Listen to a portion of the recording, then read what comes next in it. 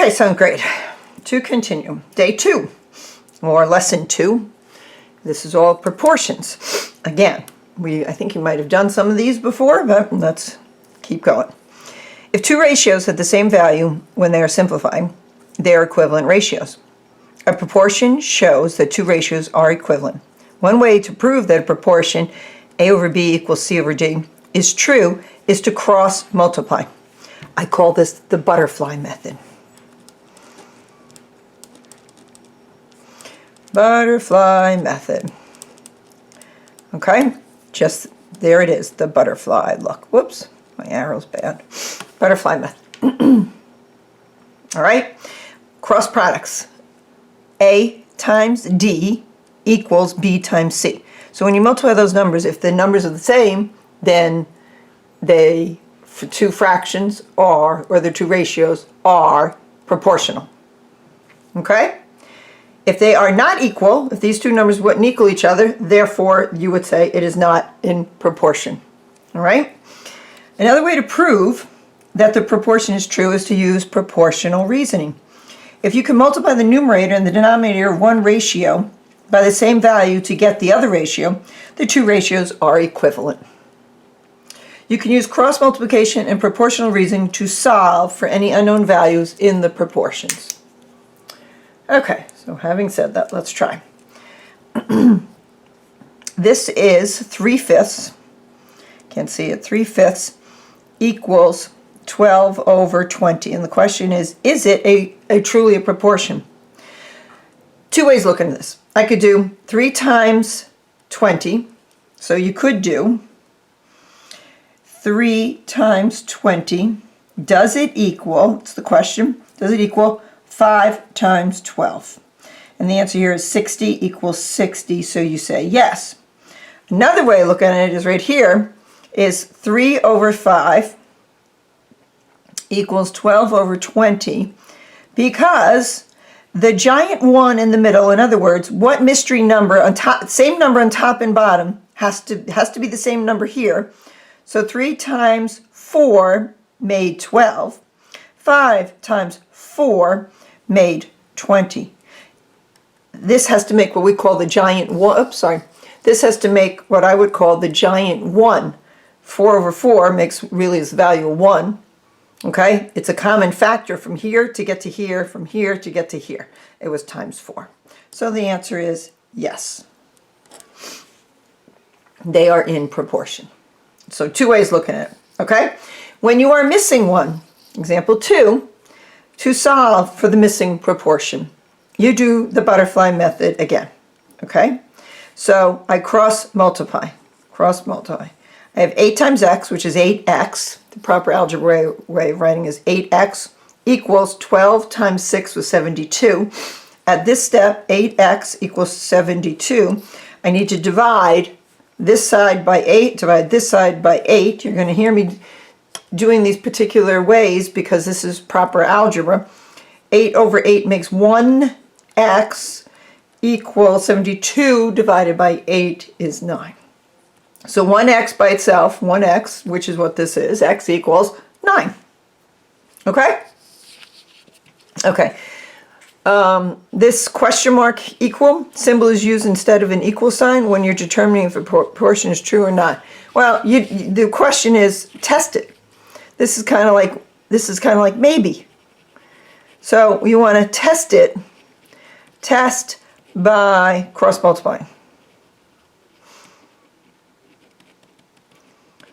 Okay, test by cross multiplying to see if the products are equal, which is my butterfly method. Okay, A over B equals C over D only if A times D equals B times C, and then you say yes.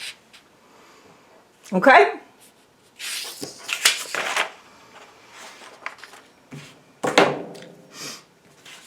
Next page.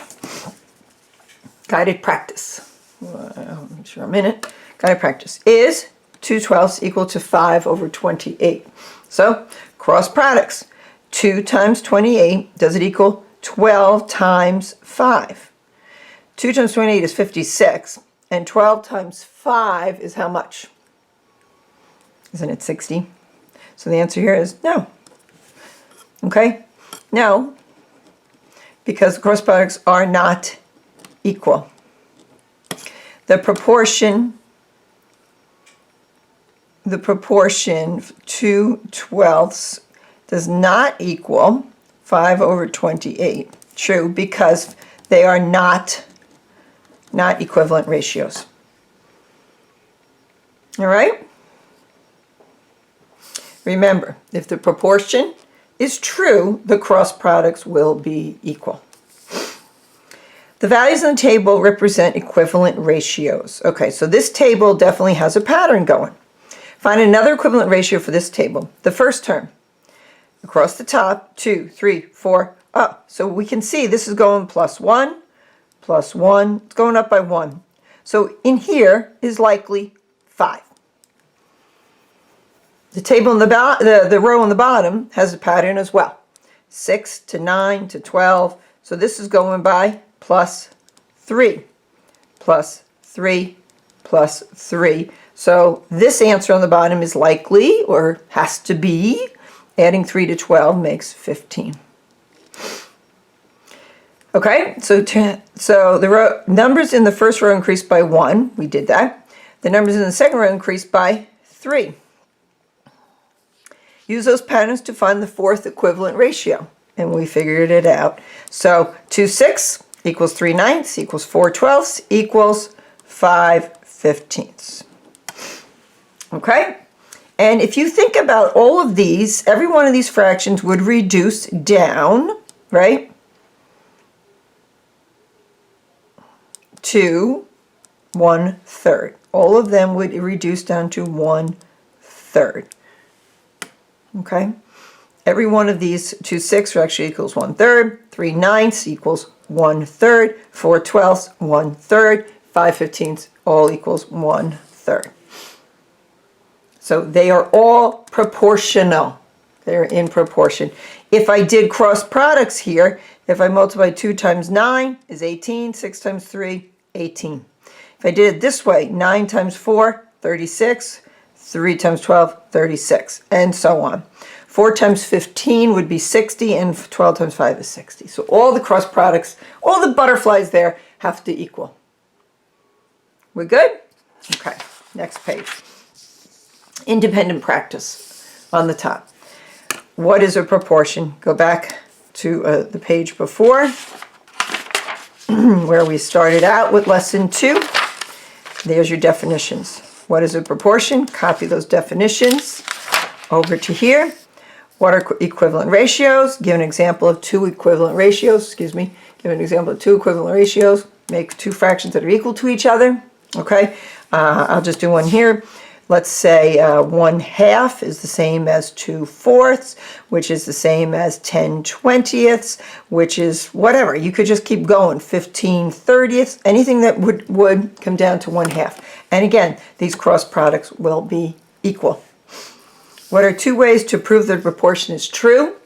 Okay, is cross products will be equal, as well as you can find the common factor if they reduce down to the same common factor. Simplify the fraction. Okay? Determine if each pair of ratios is equivalent or not, and then write the correct symbol. Equal or not equal. 1/8, will it equal 2/16? Well, just think, cross products. Would they equal? Yes. 8 times 2 is the same as 1 times 16. 1 times 7, is it the same as 3 times 4? No. 2 times 40 would be 80, and I don't know what's 5 times 16. 16 times 5, that's 30. 80. Oh yeah, so these will be equal. So yes, they are equal. Okay, another way to look at it is 16/40. I can divide by 8. How many 8s are in 16? 2. How many 8s are in 40? 5. So that equals 2/5. Same thing. How about this one? 3/4 is 15/25. So I could do my cross products. 3 times 25 is 75. 4 times 15, I don't know that off the top of my head. So 4 times 15 times 4, it's 20, is 60. So these are not going to be equal. No, not equal. 4 over 7, is it the same? Is it equal to 20 over 35? Okay, so I could mental math this and go 4 times 5 made 20. 7 times 5 made 35. So yes, that's equal. Right? This one. 9/10 and 32 over 40. Well, 9 times 4 is not 32, and 10 times 4 made 40. So right away, I know not equal. Right? And if I did the cross products, 10 times 32 is 320, does not equal 9 times 40 is 360. So that's why that's not equal. Okay? The table shows 3 equivalent ratios. Use the table to find a 4th equivalent ratio, so in other words, complete. In the space below, use cross multiplication to show that your ratio is equivalent to one of the other ratios. Okay, so in order to prove that a table is proportional, they have to have that pattern. 2, 3, 4, guarantee, it's got to be 5. It's going by 1. 16 to 24 to 32, you notice something? It's going up by plus 8, 24 plus 8. And if you look at it this way, 2 times 8 made 16. 3 times 8 made 24. 4 times 8 made 32. So I have to go up by 8. So this has to be 40.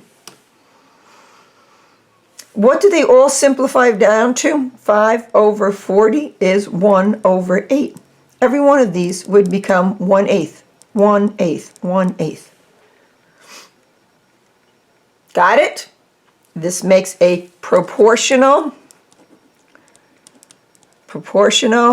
relationship. And actually we are heading into what we would call the constant of proportionality. Okay, this is constant and the constant pattern exists. We could keep going. The next number would be 6 on top, and on the bottom, 6 times 8, 48. The one after that would be 7, and times 8 would be 56, and so on, and so on, and so on. It can continue. Okay?